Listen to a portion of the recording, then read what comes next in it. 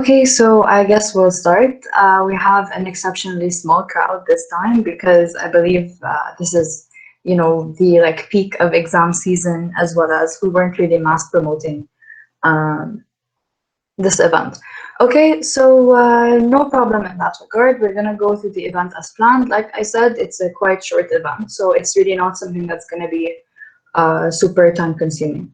All right, so let's get started. So for those of you who don't know me, my name is Hala and I'm a fourth year computer engineering student. I am DSC lead for this year. Now this event is actually in collaboration with Hacktoberfest. So Hacktoberfest is its own thing. You could say it's a monthly celebration that happens every October every year by DigitalOcean. And to host a Hacktoberfest event, you have to actually get approved, and we just did, and that's why we're hosting this event. So the aim of this event is actually to get everyone acquainted with open source development, as well as teach them a bit about Hacktoberfest. Now, while this year we were sort of, really not planning our October month around Hacktoberfest in general, I do believe that next year, hopefully, my successor or whoever becomes lead next year really takes the Hacktoberfest to another level, and hopefully we'll have a bunch of contributions from the SC members. Okay, so I'm assuming everyone can see my slides. So one second, I'm admitting a few people. Okay. All right. So yeah, so I'm assuming everyone can see my slides. So I've introduced myself, I've introduced the topic. One important thing to do before actually getting started with the event is to actually talk about our zero tolerance policy for harassment. So we do not tolerate harassment of any kind, and neither do we tolerate any discrimination or bad, just don't join any event with the aim of actually wanting to spread negativity or bother other people. So this is our Google Community Code of Conduct. Now, on the other hand, one thing I have to tell you this time, so if you've seen other events, this is an additional part of this event, is the Hacktoberfest Code of Conduct. So here where Hacktoberfest actually is dedicated to providing a harassment-free event experience for everyone, regardless of gender, gender identity, expression, age, sexual orientation, disability, physical appearance, body size, race, ethnicity, religion, or technology choices. So please keep that in mind. Both community code of conduct are pretty much essentially the same. But it's important to mention this because this is a Hacktoberfest event at the end of the day. Okay, so let's get started. Enough talking, and really, what is Hacktoberfest? So Hacktoberfest itself, like I said, it's a monthly thing. It happens every October of every year. It's a month-long celebration of open source software. Now, if you're anywhere near programming or software development, you hear this term, open source, thrown around a lot. A lot of the times it's thrown around, I want to say incorrectly. So it gets thrown around incorrectly because some people really confuse it with just things that are free. It's really not the same thing. So we're going to talk about, over the course of this event, we're going to cover what Hacktoberfest is, what is open source, and then how you can actually start contributing or start hacking for the month of October. So Hacktoberfest, like I said, it's a celebration of open source. What is the goal at the end of the day? The goal is to encourage you to contribute to open source projects. So essentially what Hacktoberfest wants is for you guys to go ahead, go find some open source project and write some code and contribute to it. Now, what do I mean by contribute? What do I mean by project? These are things that I'm going to go into more detail about throughout this event, so no worries in that regard. And how does this Hacktoberfest thing really work? Is you really have to contribute to 4 projects or submit 4 pull requests. So pull requests are essentially a way, I'm actually not going to go too deep into that now, but pull requests are essentially your contributions to these open source projects. So Hacktoberfest wants you to submit 4 pull requests, and if you do that, they will essentially give you a t-shirt. So the t-shirt is just some encouragement, but let me just actually share the website. So this is the hacktoberfest.digitalocean.com website. So I think you can see it. So here you just start hacking, you sign in with your GitHub or whatever other Git platform you use, and then you start submitting these pull requests. You get a t-shirt if you submit 4 of them. So more details on that later. If you're confused, don't really worry in that regard. Okay, so I think I'm back to the slides now. One important thing about Hacktoberfest and about open source in general is no contribution is too small. So even if you're not a professional developer, so you don't work on creating these large-scale softwares, you don't work on developing these, super amazing responsive websites, no problem, because no contribution is too small. So you can join an open source project and contribute to it. Again, like contribute open source. If this sounds like jargon, you can just sort of like take it very slowly, and I think I'm just gonna like discuss this as I go. But no contribution is too small, meaning you can contribute in a multitude of ways. So you can add features to some projects, so you can code a new feature, or you can just simply correct some things in the documentation, fix some bugs. There's really no limit. And I'm gonna go over all of these again. Okay, so how do you get this t-shirt? So how do you participate in Hacktoberfest? You sign up on the website that I just showed you. This is the link. So Hacktoberfest is powered by DigitalOcean. So you sign up at this website. You open 4 pull requests on GitHub before the end of October. So it's called Hacktoberfest for a reason. And then your pull requests don't even have to be merged. They don't have to be like actually added to the real project, but it's just a way for you to try. And then if you do complete the 4, you get a nice t-shirt with some cool stickers. Okay, so enough talking about like the general idea of Hacktoberfest and how everything is working. How do you actually contribute to open source, or before that, what is exactly open source? So a lot of people, when they hear open source, the first word they think of is literally Linux or Git. So for me, I think anyone I've ever spoken to about open source, they usually just always go to the Linux direction or the Git direction. The reason that is Linux is very popular because the way it started, so the founder of Linux, he just randomly decided that he wants to make an operating system. So he created the Linux kernel. And then people were, contributing to the Linux kernel, and then Linux grew into these multiple distributions, these different, so there's a Red Hat, there's Ubuntu, and all of those things. So this is really the story of Linux and how it really came to be. So it is completely open source. Python is also open source. So Python was also created as an open source language. Git is open source. Git is also created by the founder of GitHub, as well as many more things. So I'm not going to highlight them now because you really need to understand the distinction between open source and closed source, and then we'll see more examples as we go. But this is sort of like a motivation. So like I said, Linux, this is how it started, and it was really it started a revolution in terms of open source. Why do some people believe in open source? They believe in these 4 rights of free software. So FOSS is free and open source software, or free, or FLOSS. It's the exact same thing. Okay, so they believe in these 4 rights of free software. What are these rights of free software? One thing to keep in mind here, open source is not equal to free. So a lot of people, I hear them use this word interchangeably with the word free. So if they want to tell you this software is free, oh, it's open source. It's not exactly the same thing. You really need to keep that in mind. So what are the 4 rights of free software? And this is what open source essentially follows.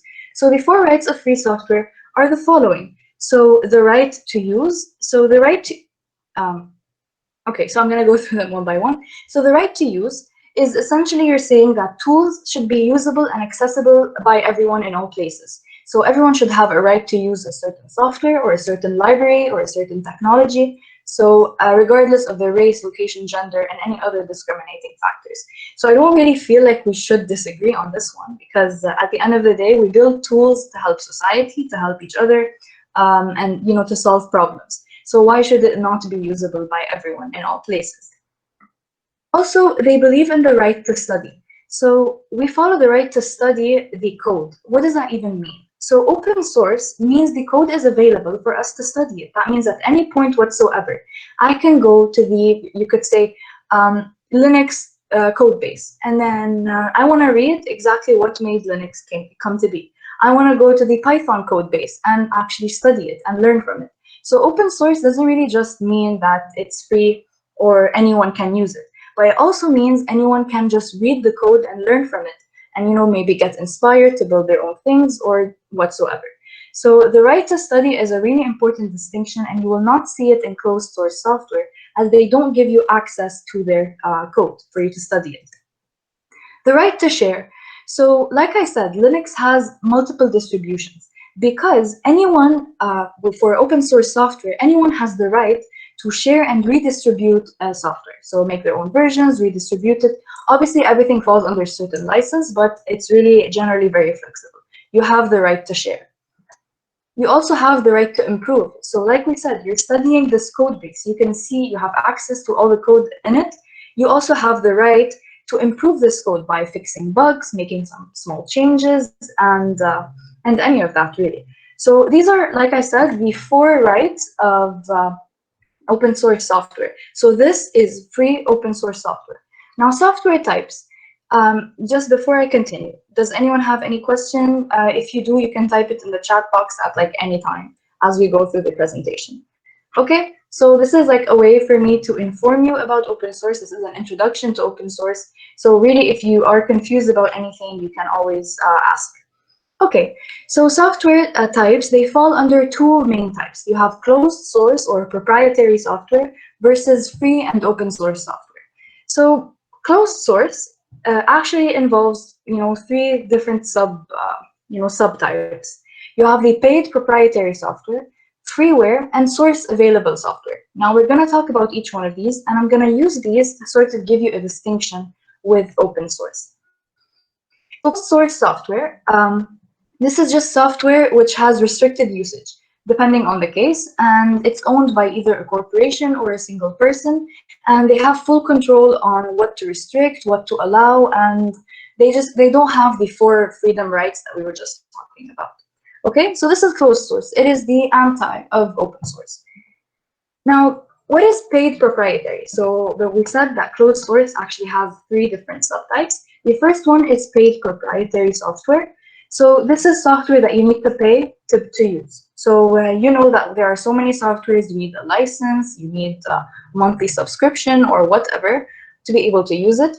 And it's not available forever. So if you buy it, you don't usually, it's more subscription based, but also there are some things that you can just buy. But it's not always available for unlimited use. You can't modify, redistribute, or study the software. So these are just breaking the rules that we were just speaking about, and you don't have access to the source code. Some examples of paid proprietary software are Windows 10, Adobe Photoshop, and MATLAB. So everyone knows MATLAB is like crazy expensive. You really need a license. Everyone in uni doesn't have one, but yeah. So on the other hand, freeware. So what is freeware? So we spoke about paid proprietary software. And like I said, this is software that you pay for so that you can use it. And usually you don't really get to use it for an unlimited amount of time. Freeware, on the other hand, is proprietary software that is free of charge. And in some cases, you can share and use it without restrictions. However, you can't really modify or study the software or really have access to the source code. Examples of this are Facebook, WhatsApp, Google Chrome, and I believe this is Adobe Acrobat. So what are we trying to say here? We're trying to say that these softwares are essentially free. They cost $0 to use. But they are still closed source because you do not have access to their code base. This is what I meant when I said open source is not equal to free, because in a lot of cases there are lots of free softwares, but they're controlled only by their corporations or their companies. So you can't really edit the Facebook code unless you're a Facebook software engineer. Okay, so this is freeware, which is still closed source. Another thing is source available software. This is proprietary software. They make their source code available. You can't really modify it or contribute to it. You can't redistribute it. But it's like the code is there. And these are some examples of source available software. Okay. So then this takes us back to free and open source software. So like we said, we had the closed source software. This could be either source available, so just proprietary software that really shows you the code. This could be the paid license stuff that requires our money. This could also be the freeware, which is like completely free of charge, but it's still closed source. Now we have the open source. So it doesn't have to be free of charge. So a lot of open source software is actually not free of charge. So this is where this misconception comes in, but it follows the 4 freedoms. So at the end of the day, this is This is the goal.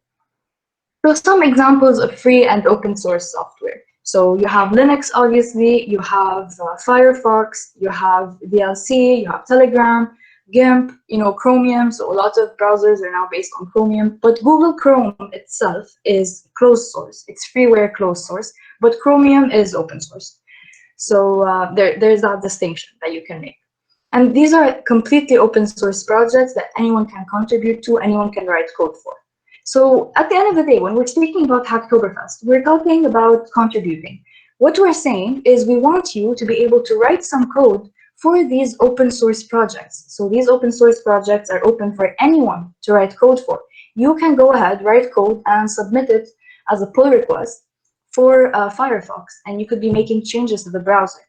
Do you see what I mean? So this is really what Hacktoberfest is all about. So we're encouraging you to contribute to at least 4 projects or submit 4 pull requests. So like we said, the free part of open source is equal to freedom and not really concerning the charge, so not free of charge. And this is just like a table to really compare everything. So this is like showing you how free and open source software ticks all of the 4 rights that we want. The others don't really do that. Okay, so when you do have an open source project, they usually fall under the open source licenses. So any open source project usually uses one of these licenses. Now, I'm not going to get into detail about these, so you can just ignore this part. Okay, so now we reach the important part. So you understand now, after this part of the presentation, you understand what open source software is and essentially what we really believe in when it comes to open source. So the right to use, the right to study, the right to share, and the right to distribute, right? I'm sorry, distribute is share, and the right to actually improve, so contribute and make changes, right? So like we said, Hacktoberfest is essentially just making these changes or contributing this stuff to existing open source projects. So how do you actually start hacking? A very important thing we're going to discuss is the use of Git. So life before Git looked like the following image. Now, I'm sure a lot of you still do this. We're all guilty of this sometimes, but you have a project version 2, project final, and you keep having these different versions and you're saving them and it's super messy. Then Git was introduced. So Git is a free and open source version control system. So this is for you to be able to version your projects, be able to track all the changes you do and also collaborate on projects. If you're a software developer or anywhere near coding, you've heard of Git, you've heard of GitHub as well. So we'll talk about the distinction between the two also. So yeah, this is really where all the open source stuff, all the Hacktoberfest stuff really happens. So you can use Git through the command line. So you download the command line interface where you would type Git commands and execute them. Or you can have it integrated into editors and IDEs such as VS Code or Atom. Atom, I think, was actually developed by the GitHub people themselves. So that's also interesting. So Atom is a text editor. Okay, now GitHub is like where these open source communities live. There are more than 96 million repositories hosted on GitHub. You can host your own Git repositories on the cloud. And this is very important. So if you're a software developer, if you're a student and you're looking to grow your resume or CV for the future, it's really important for you to have a GitHub, and it's really important for you to post your projects there for recruiters to see. Now, I'm giving you this advice. I'm also giving this advice to myself because I really try to do this as much as I can, but most of the time I keep projects on my local machine and then never put them on GitHub, which is a very bad thing. Don't do that. So always put your projects on GitHub. Always have some documentation to your projects. This is, outside Hacktoberfest. This is general career advice. Have your projects on GitHub with a README file with proper documentation. This can really make or break your resume. Employers recently, they really look at your GitHub. They see all these projects that you've built, and you can lie about projects as much as you want on your CV, but actually having concrete code and clean code is really important. So I do know that all of us, when the project is due next morning, we write really bad code, and it's really, you have a lot of debugging statements in there and a lot of commented stuff. clean your code before putting it on GitHub. That's just, some advice. It can really, really, really help your CV. So that was just like a side note. Okay, so we're using GitHub for open source and for Hacktoberfest. Not even just GitHub, there are different Git platforms. So you have GitHub, GitLab, and Bitbucket. Now, GitHub is most popular, so usually a recruiter is going to tell you what's your GitHub. And if you do have a GitLab, you can just say, this is my GitLab. But in all cases, GitHub is, the most popular one. Bitbucket is actually popular within large companies because if they use software such as Trello or Jira, which are softwares that really help with agile development and Scrum and really managing your team and assigning tasks. Bitbucket is actually integrated with Trello and Jira. These are all Atlassian products, and this is like how they integrate, tasks like to-do lists with their projects. But that's just a side note. Okay, so assuming we're using GitHub or Git or whatever, how do you really contribute? So a Git project exists, right? So you have this Git project and you want to contribute to it. You obviously don't just start by pushing your code onto this project. ما في هلا اروح على the Firefox code and then tell them, okay, you know what, I just made all these changes. Here's my code. This is Firefox now. I obviously cannot do that because that would just cause a lot of problems in general. You create a branch. A branch is essentially you branch from the master. The master branch is the original branch or the main branch, you could say. You create your branch, and then in this branch, you're going to make your changes. This enables multiple people to work on different things at the same time from the same code base. So you have your branch, and then you start making some code. So here you can see some code being uploaded to the branch as you get pushed. So you're pushing your changes. Here you could be maybe fixing a bug or adding a feature or doing whatever. But this is your branch at the end of the day, and you're making those changes to your branch.